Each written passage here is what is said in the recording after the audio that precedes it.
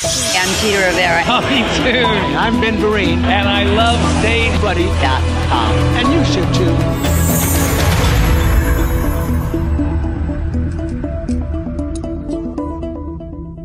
We are here with the fabulous Meg Flather, my dear friend, who is up for the Hanson, or who is receiving the Hanson Award at the MAC Awards this year. Congratulations and welcome, Meg Flather. I'm honored to be here. You look marvelous. Thank you, darling. My beautiful Tim. It is so good to see you. It's so good to see you. I am so happy for you. I tell you, I've been flying. You know, it's an interesting lesson of letting go. You know, I turned 51 on Valentine's Day, and I'm that person who finally doesn't need this, right? Yes. The 16 years of therapy, the various relationships, the various divorces, life, parents dying, parents getting sick, all of that does give a positive byproduct that you finally accept yourself. And so there's a lesson in when you finally accept yourself, somebody wants to give you an award. Yes, you know? Right. I mean, when Lenny Watts called, I was like, did I leave my purse at Don't Tell Mama? Why is he calling me? I was like, oh, I cried. I was absolutely emotional. And I think what's great is that instead of being honored for a show or a song, it's really this acknowledgement of decades since 1984 of hundreds of experiments. Don't Tell Mama, 88s, the old duplex, the new duplex, the Metropolitan Room, the Sidewalk Cafe, the Bitter End. I mean, everywhere in this town, experimenting and doing my best to try to figure out what it is I do. And only in the cabaret community can you do that. Yeah. Well, I know you as the home shopping diva. Yes, you do. Do you care to explain? Well, you know, I've lived this double life of musician and sales girl, shop girl, since the 80s when my purse was stolen and I found myself at the Clinique counter with my mom, replenishing my quick corrector and my plum blush. And the lovely clinician behind the counter said, you know, you really ought to be doing this. You're really as excited selling yourself products as I am selling you products. So they gave me a job. Oh, that's so incredible. I began this life of retail cosmetics, and Clinique was amazing. They trained me and they promoted me and they worked with my schedule and they let me come and go and come and go. And then I worked at Bergdorf for Yves Saint Laurent, and I had a lot of, you know, years and years and years of this double life of cosmetics and performing. And then the agent finally put it together and said, home shopping. So that it was around 2002, I officially got a job going to Canada for a brand called Perlier, Bath & Body. And I've been to Australia for a brand called Pry. I've been on Shop NBC with a brand called Alouette. I've been on HSN. But I'm very proud now to be the brand ambassador for Strivectin skincare on QVC. And ironically, the two worlds really feed each other because you have to be in the moment.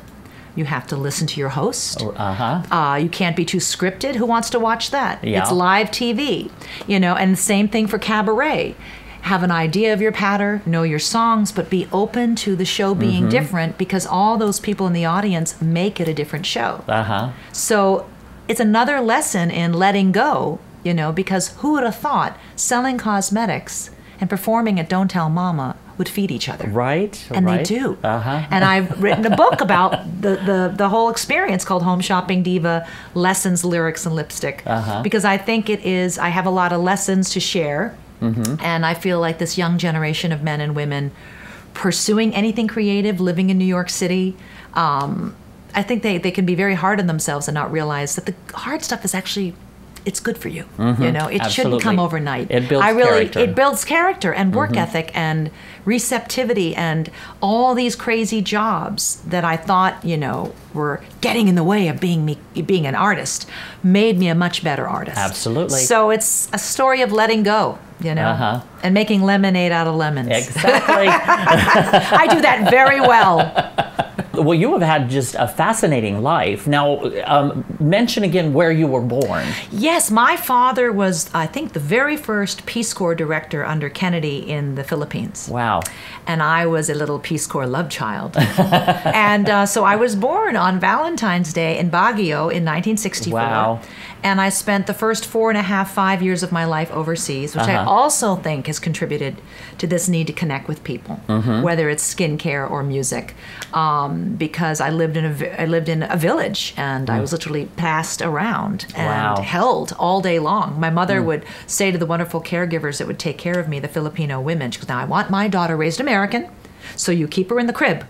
And as soon as they heard her Jeep driving down a dirt road, they would strap me on their backs with sarongs and keep me there all day. Oh, wow. And play their music and laugh and dance and sing and Maggie, Margarita, Maggie. And so I had these 5 years of intimacy, of music, of warmth, of culture, a very earthy early beginning. Yeah. And I think that also planted this need to connect. Oh, I think so, because it was too. all over by 1970, and then I found myself in Massachusetts, and then so it was like culture shock. So I've always sort of belonged there. Well, now, in addition to receiving this year's Hanson Award at the MAC Awards, you are also a Backstage Bistro Award winner. Yes, I was the second year. Bob Harrington was very, very good to us, and it's funny. Whenever I play "Don't Tell Mama," I go to that little area by the ladies' room and the men's room where there's a picture of him, and I talk to him whenever, because that's kind of an area where I go just to sing and practice before it's time to go in.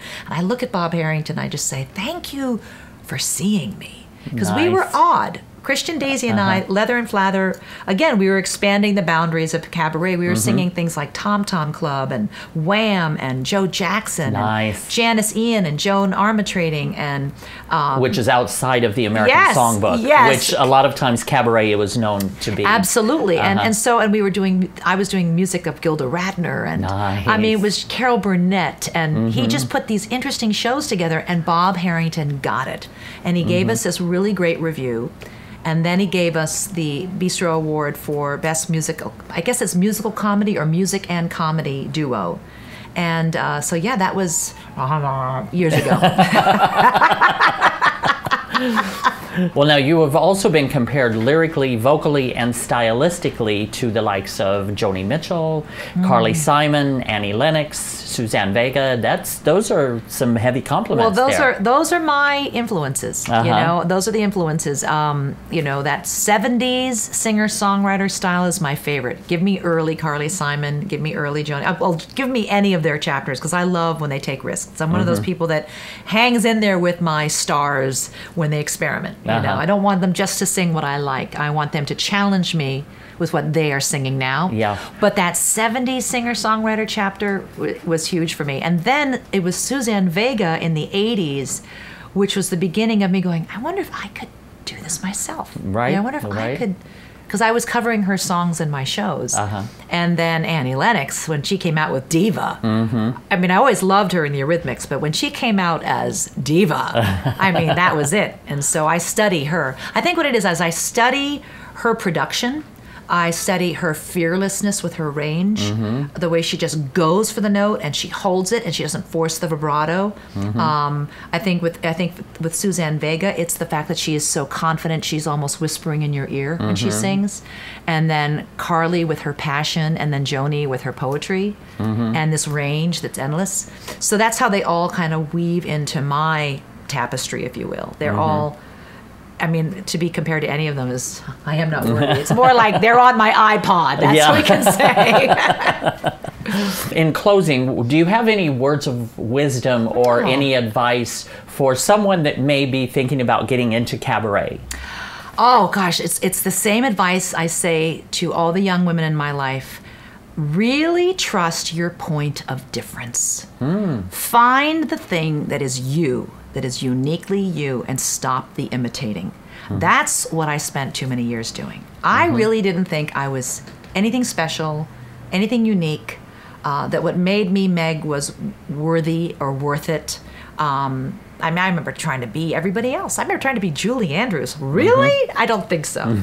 You know, there's one Julie Andrews. There's one Meryl Streep. There's one Meg Flather. There's one Timothy Moss. And so, I think that's what takes time to accept.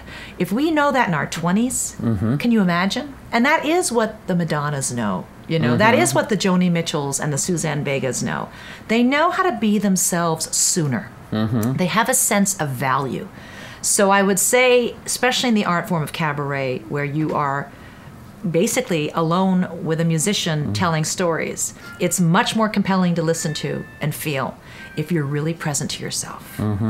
And trust. And trust. So you have to have that for yourself. Who are you?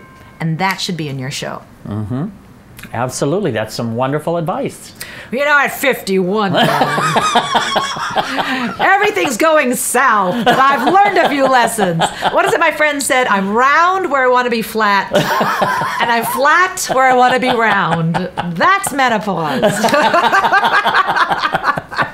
Words of wisdom from the fabulous and wonderful and very inspiring Meg Flather. Love you so much. Love you too.